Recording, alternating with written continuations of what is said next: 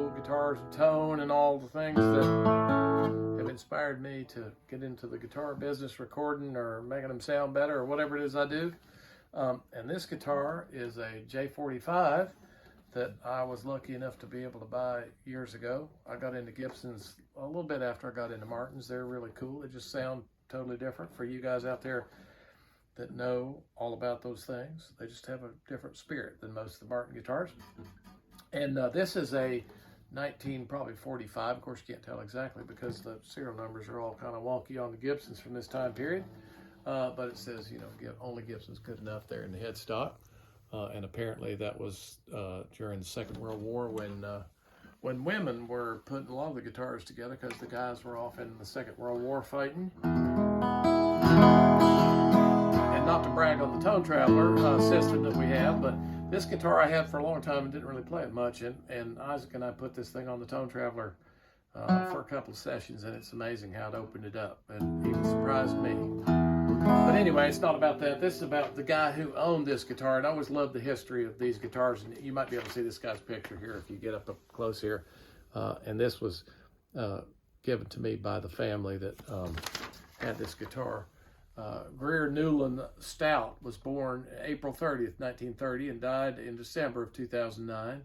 The guitar was given to Grier for his 15th birthday.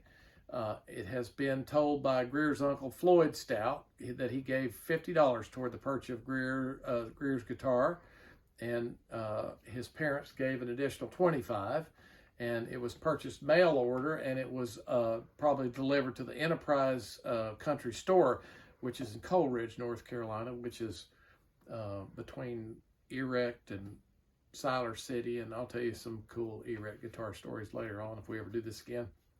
Anyway, Grier worked as a furniture worker in Siler City, and he was a self-taught musician. He spent many hours learning to play the guitar and banjo and mandolin and dobro, fiddle and keyboard.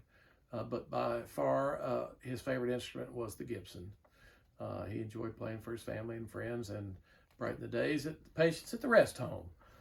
But this guitar was all original to our knowledge. No repairs have been made to it. The normal wear and tear of a 65-year-old instrument. That's back when I bought it. It was Grier's, and his wish that the Gibson would continue to be played by someone who would get as much joy out as he did. So thanks, Grier, for passing this guitar along.